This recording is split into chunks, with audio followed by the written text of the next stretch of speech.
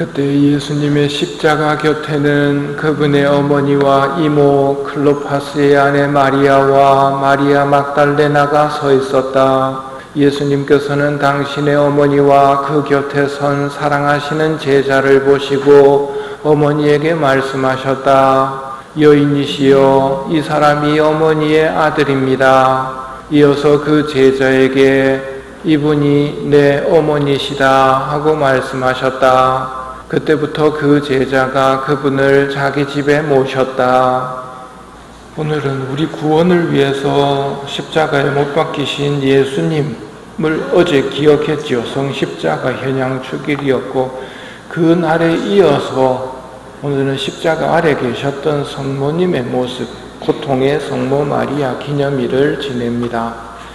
복음에서는 예수님께서 요한에게 말씀하십니다. 이분이 내 어머니시다. 성모님에게는 여인이시여, 이 사람이 어머니의 아들입니다. 보통은 그렇죠.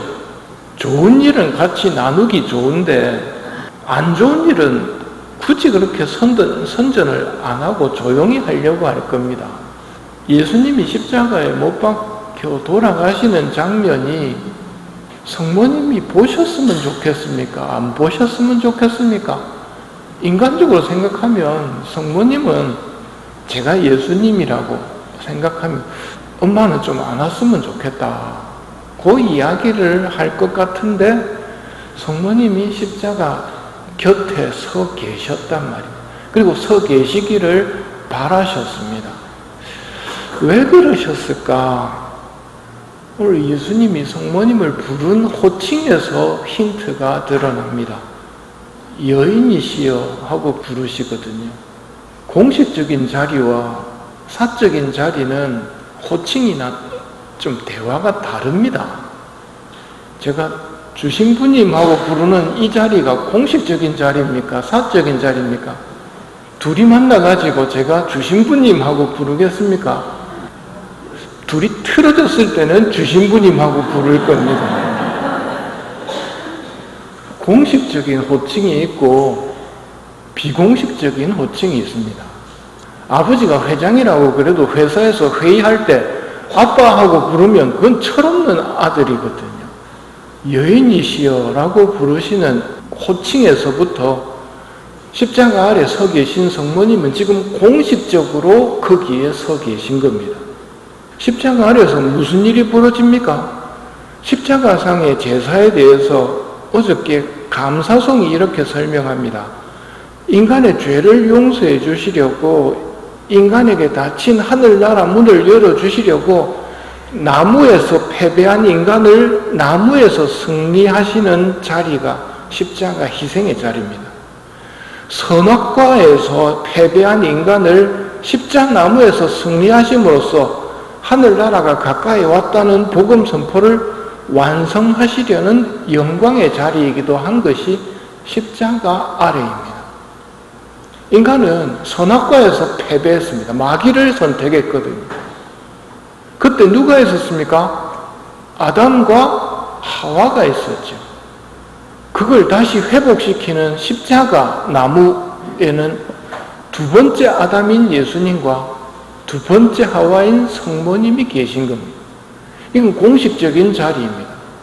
아담과 하와가 저질러 놓은 그 모든 불행을 이제 두 번째 아담과 하와이신 예수님과 성모님이 갖고 계신 자리라는 말입니다.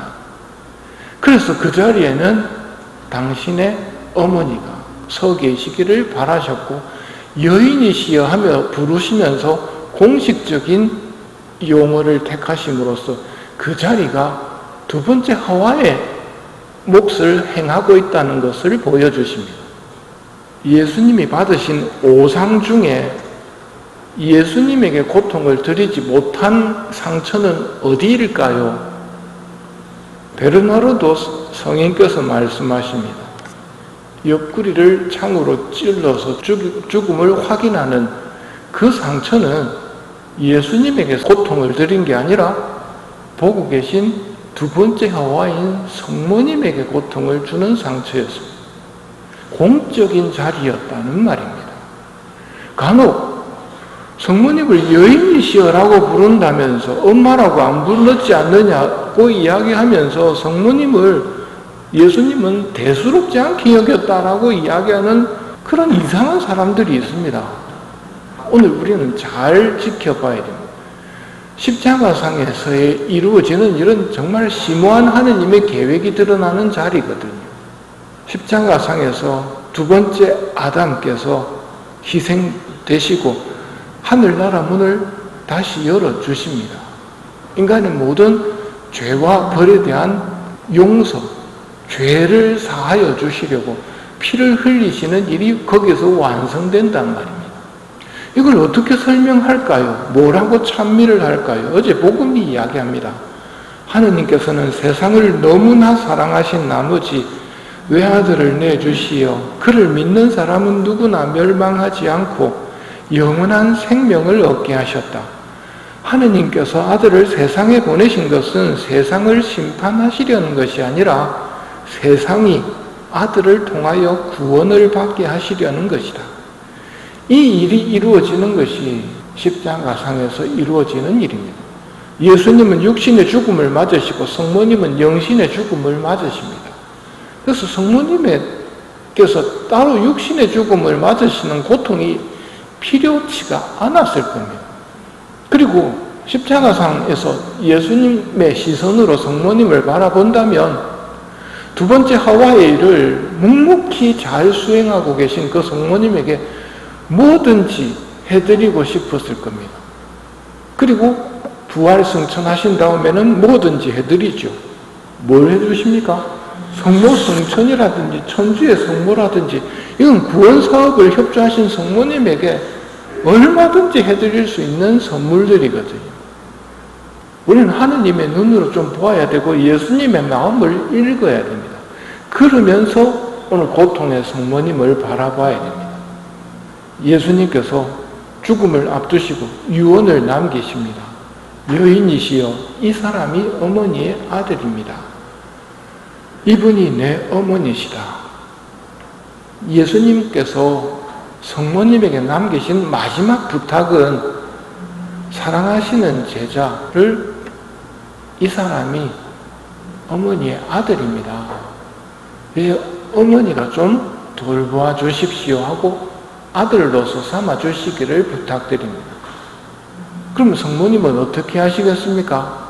완성시키십니다. 성모님을 여인이시여라고 부른 또 한 장면이 있는데 카나 혼인잔치입니다. 말씀드린 것처럼 카나 혼인잔치는 그냥 혼인잔치의 의미가 아니라 하늘나라를 미리 보여주는 겁니다. 하늘나라 들어가는 데 있어서 우리가 자신이 있습니까? 100% 포도주 떨어집니다. 우리는 미련한 5천회에 해당된단 말이에요. 기름 떨어집니다. 그때 성모님이 어떻게 하십니까? 당신의 아드님이 인간을 구하는 데 있어서 꼭 필요하다는 걸 아시고 당신 아드님의 개입을 촉구하십니다. 당신 아드님의 소매자락을 붙들고 포도주가 없구나 하고 말씀하십니다.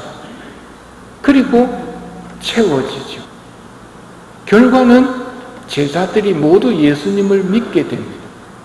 혼인잔치가 아무 문제 없이 완성이 됩니다. 우리 구원의 잔치가 하늘나라 들어가는 데 있어서 아무 문제 없이 이루어집니다. 성모님이 개입하셔서 하느님이, 예수님이 들어오셔야 하늘나라 문제가 아무 문제 없이 완성이 된단 말입니다. 마찬가지로 그걸 아시기에 성모님에게 인간의 대표라고 할 수 있는 요한을 맡기시는데 요한이라고 표현하지 않습니다. 성경의 심오함은 사랑하시는 제자를 맡기십니다. 만일 요한을 맡겼다면 우리는 해당이 없을 수도 있습니다. 그런데 요한을 맡기신 게 아니라 사랑하시는 제자를 맡기십니다. 여인이시여 이 사람이 어머니의 아들입니다. 그럼 누가 어머니의 아들이 됩니까? 사랑하시는 제자, 예수님을 사랑하는 제자가 성모님의 아들이 되고 성모님을 어머니라 부를 수 있는 겁니다. 그래서 우리도 성모님을 어머니라 부를 수 있고 성모님을 어머니라 부르는 우리가 사랑하시는 제자가 되는 겁니다. 간혹 예수님을 믿는다고 하면서 성모님을 비난하는 사람들은 예수님의 제자라고 자임하겠지만 예수님의 제자가 될지언정 결코 예수님의 사랑하는 제자가 되기는 어렵습니다. 예수님의 사랑하는 제자가 되려면 유언을 받아들여야 됩니다. 예수님의 유언이 뭐였습니까? 사랑하시는 제자에게 이분이 내 어머니시다 하고 말씀하신 걸 받아들이는 겁니다. 사랑하시는 제자는 받아들였다는 것을 성경은 이렇게 표현하죠. 그때부터 그분을 자기 집에 모셨다. 여러분이 하늘나라 들어가는 데 있어서 부족함이 참 많겠지만 어머니가 채워주실 겁니다. 어머니가 어떻게 채워주십니까? 예수님을 끌어당기셔서 예수님을 우리 집에 끌고 오실 거란 말입니다. 어머니의 걱정은 한 가지뿐입니다. 자식들이 천국 들어가는 겁니다. 천국 들어가지 못하고 끝이 없는 지옥으로 떨어지는 그것만큼 어머니가 볼 때 고통스러운 건 없거든요. 성모님은 지금도 나셔서 사랑하시는 제자들에게 부탁을 하십니다. 뭘 부탁하십니까? 너것만 구원받을 게 아니고 기도 안 하는 악인들을 위해서 니들이 기도해줘야 된다. 파티마에서 묵주기도 매당 끝에 예수님 저희 죄를 용서하시며 저희를 지옥불에서 구하시고 저희가 들어갑니다. 그 다음 연옥영혼을 돌보시되 가장 버림받은 영혼들. 여기 가장 버림받은 영혼, 연옥영혼만 해당되는 게 아니라고 그럽니다. 제대로 번역을 하면 가장 긴급한 영혼들, 은총이 가장 긴급한 영혼들을 돌봐달라고 기도하라고. 이 기도를 덧붙임으로써 죄인들을 위해서 너희들이 기도하라고 덧붙이라고 구원성을 가르쳐 주신 거거든요. 바로 이게 성모님이 우리 엄마라는 표정입니다. 엄마는 자식들의 구원을 가장 염려하십니다. 오늘 우리가 기억해야 될 것은 자식들의 구원을 위해서 성모님이 편하게 어머니가 되신 게 아니라는 겁니다. 산고의 고통을 겪으심으로써 우리의 어머니가 되셨고 예수님께서는 우리에게 딱 한 가지 말씀을 하셨습니다. 이분이 내 어머니시다. 옳고 그르고 따지고 똑똑한 사람인 척하면서 예수님을 믿겠다고 이야기하는 사람은 정말 예수님의 사랑받지 못하는 사람입니다. 예수님을 사랑하고 예수님의 마음을 안다면 이분이 내 어머니시다를 어떻게 받아들여야 될 것인지, 그리고 특별히 오늘은 고통의 성모님, 십자가 아래 계시면서 아드님의 고통을 바치시고 그 고통에 당신의 고통까지 얹어서 아담과 하와가 저질러 놓은 일을 다 메꾸시려는 그 모습을 보면서 이분이 내 어머니시다라는 예수님의 말씀을 잘 받아들였으면 합니다.